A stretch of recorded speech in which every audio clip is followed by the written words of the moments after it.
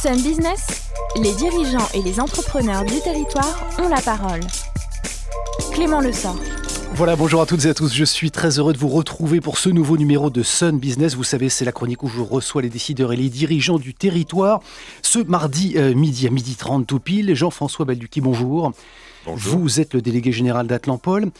Jean-François Balducchi, du 24 au 27 septembre, donc jusque vendredi, Atlampol accueille à Nantes le 36e congrès mondial des hubs d'innovation, regroupés dans le réseau IASP, qui veut dire International Association of Science Parks and Areas of Innovation. Ce sont les représentants des hubs territoriaux d'innovation, les technopoles, les parcs scientifiques et technologiques, les clusters, les incubateurs, dont Atlampol évidemment fait partie.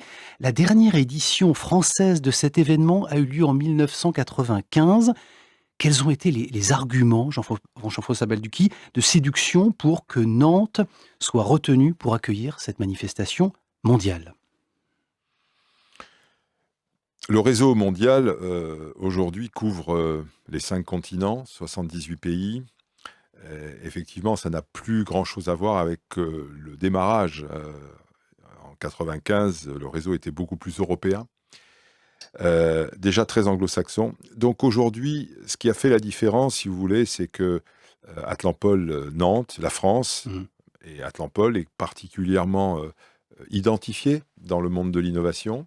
On est identifié parce que nous avons la chance d'être dans un écosystème dynamique où on peut faciliter, exploiter au mieux le potentiel d'innovation qui sont dans les laboratoires de recherche, l'esprit entrepreneurial qui règne dans la région et une bonne vision des institutions qui jouent un jeu collectif pour l'intérêt du territoire, de l'emploi et des entreprises. Donc ça se traduit par des résultats, et donc ça c'est le premier point. Et puis deuxièmement, Atlampol et l'écosystème nantais ont toujours été très international, parce que nos boîtes, quand elles innovent, elles vont très vite à l'international. Donc Atlampol s'est beaucoup mobilisé dans ces réseaux internationaux. Vous avez pesé, vous, personnellement, pour ce choix? Moi, personnellement, j'ai été président du réseau de 2014 à 2016, donc bien sûr, je jouissais d'une certaine notoriété, et Atlampol avec moi.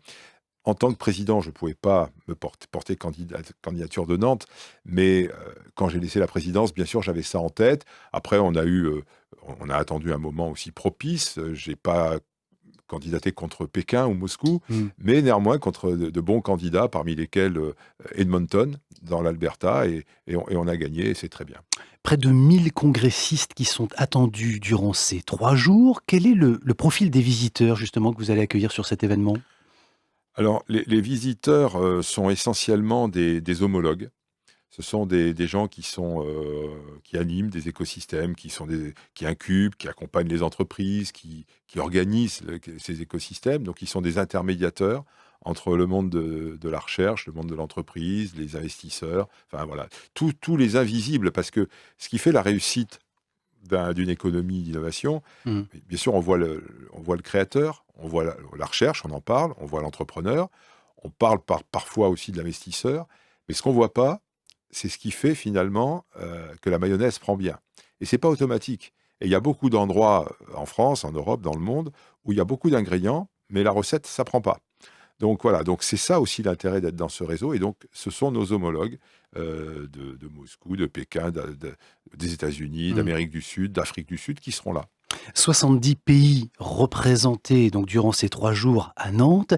Jean-François Balducchi, quel est l'impact en termes de visibilité? Alors pour le territoire, on le comprend bien, mais les bénéfices et les opportunités business directes pour l'écosystème français d'innovation, les entreprises du territoire bien entendu, et particulièrement les adhérents d'Atlampol. Alors c'est une grosse question. Alors, on est bien conscient que ça faisait longtemps que le congrès n'était pas venu en France, donc on a joué collectif. Et en ce moment, hier plutôt, lundi, nous avions 2 Discovery Day, l'un en région parisienne, sur le plateau de Saclay, dans Paris Intramuros, et un autre à Toulouse. Donc, qui fait que des délégations venant de loin, qui sont souvent arrivées le week-end, ont pu visiter d'autres écosystèmes français. Donc, on a joué collectif, et aujourd'hui, on a un Discovery Day sur Nantes et un sur Saint-Nazaire, avec bien sûr des visites d'Airbus, des chantiers de l'Atlantique, d'Algosoli sur les microalgues, et dans Nantes Intramuros, de l'Institut d'études avancées ou du quartier de la création. Donc ça, je vous parle là de l'impact, c'est-à-dire qu'on joue dans l'instant Ça permet de promouvoir, de montrer la vitrine. Ensuite, on aura des entreprises qui seront là. Je reviendrai sur la séquence Open Innovation avec notamment nos grands sponsors industriels comme Airbus. Et on aura les startups et les PME innovantes de la région. Beaucoup d'entre elles seront présentes. Il y aura un showroom. Certaines participent à des tables rondes, donc elles vont être visibles. Mais au-delà, si vous voulez, ce qui compte, c'est de pouvoir encore plus être identifié et identifier des partenaires potentiels au niveau international qui nous permettront plus tard de faciliter des atterrissages d'entreprises de chez nous qui veulent développer une activité ailleurs. Donc ça, c'est important pour bien connecter.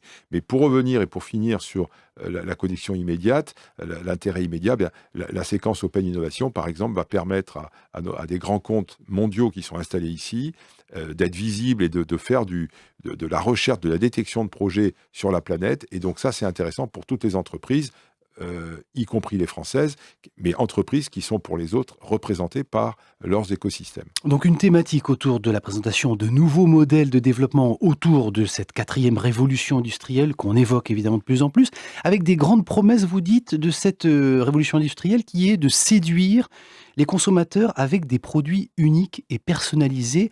Est-ce que ça n'est pas une vision trop marketing selon vous ? Est-ce que vous pensez réellement qu'aujourd'hui les attentes des consommateurs qui sont devenus des prosommateurs ou de consommateurs sont réellement d'avoir des produits qui sont uniques et personnalisés et pas des produits qui sont responsables ? Alors, je ne me souviens pas avoir parlé moi-même de produits uniques et personnalisés. Après, ça dépend. Personnalisé, ça peut être bon si on parle de la santé. Quand la santé est personnalisée, ça veut dire qu'on va trouver des traitements plus en adéquation avec aujourd'hui les nouvelles technologies. Enfin, il y a beaucoup de progrès en biologie. On connaît de mieux en mieux les cellules, les gènes, etc.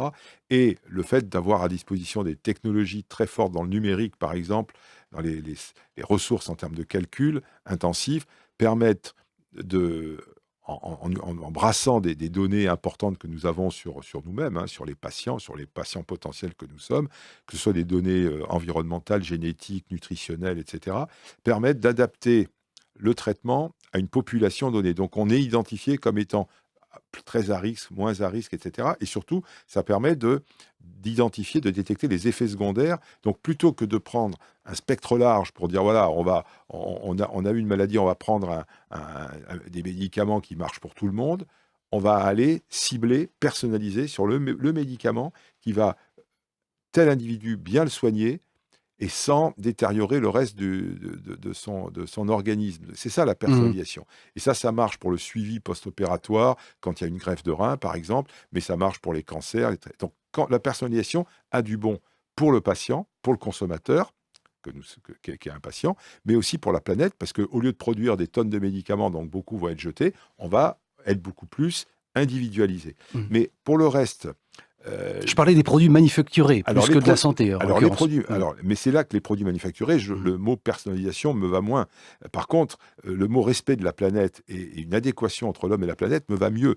Quand, par exemple, Airbus construit des avions en essayant d'avoir des avions de plus en plus légers, donc moins consommateurs de carburant, tout en étant plus sûrs, c'est bon pour le passager, c'est bon pour la planète. Bon, mais tout le thème de l'industrie du futur, c'est ça.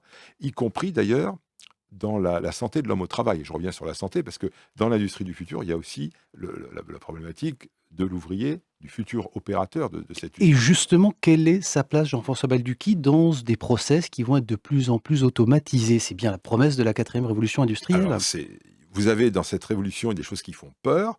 On parle de robotisation, etc. Et puis vous avez dans ces perspectives-là l'émergence, la perspective justement de voir émerger de nouveaux métiers, et des métiers qui seront déchargés des tâches un peu ingrates, parce qu'il y aura des robots ou des cobots. Et je vous invite d'ailleurs à écouter Sébastien Eco de Ecobot qui va témoigner lors d'une table ronde et qui permettront de rendre plus intéressant le travail de l'opérateur parce qu'il sera concentré sur des tâches où il a vraiment une forte valeur ajoutée. Donc ça veut dire parallèlement qu'il faut bien sûr de la formation. Donc plutôt que de subir de telles transformations, de telles révolutions, il faut les anticiper. Et l'anticipation, ça passe par la réunion d'acteurs très différents. les établissements d'enseignement supérieur de recherche, les industriels, les entreprises, les établissements de formation, etc. Vous l'avez évoqué rapidement, je voudrais qu'on vienne aussi dessus. Mais pour terminer, quelle est la place de l'écologie dans cet événement et dans un contexte d'urgence environnementale, à un moment où ce sujet devient évidemment une préoccupation désormais majeure pour les Français? En quoi la 4e révolution industrielle, l'IA, la robotique, la blockchain, l'IoT, le big data peuvent contribuer à une économie justement décarbonée et donc lutter contre le réchauffement climatique? Alors, on a parlé de la santé du futur, on a parlé de l'industrie du futur, on pourrait parler de la mobilité. La transition énergétique, les modes de déplacement, les usages vont changer. Et là aussi, il y a des nouvelles mobilités qui peuvent voir le jour, tout en garantissant à la fois l'efficacité, la sécurité. Donc la voiture autonome, voilà, il y a beaucoup de choses dans ce domaine-là qui vont utiliser les technologies, mais pour faire le meilleur. Voilà, on aurait pu parler aussi, puisque pour revenir sur l'écologie, l'agriculture connectée. C'est-à-dire que le fait de pouvoir utiliser les technologies spatiales, par exemple, pour mieux identifier les parcelles qu'il faut arroser, à quel moment, ça va permettre finalement de limiter, pour à terme peut-être les bannir complètement, mais l'usage intempestif des pesticides. Donc plus on est chirurgical, plus on connaît exactement à quel moment on doit faire, moins on va employer des gros moyens et parfois des gros moyens polluants. Donc c'est ça, là on revient aussi sur votre mot personnalisation du début. Jean-François Balducchi, délégué général d'Atlampol, merci d'avoir été avec nous dans nos studios. On parlait évidemment, on évoquait cet événement, l'IASP, le congrès de l'IASP, 36e de ce nom, du 24. Ça commence aujourd'hui au 27 septembre jusque vendredi à la Cité des Congrès de Nantes. Vous pouvez bien sûr retrouver cette émission sur les players de la radio et l'application mySun. Je vous donne rendez-vous mardi prochain à 12h30 pour un nouveau numéro de Sun Business. Excellente écoute. À l'écoute du son unique. Excellente journée. À très bientôt. Au revoir.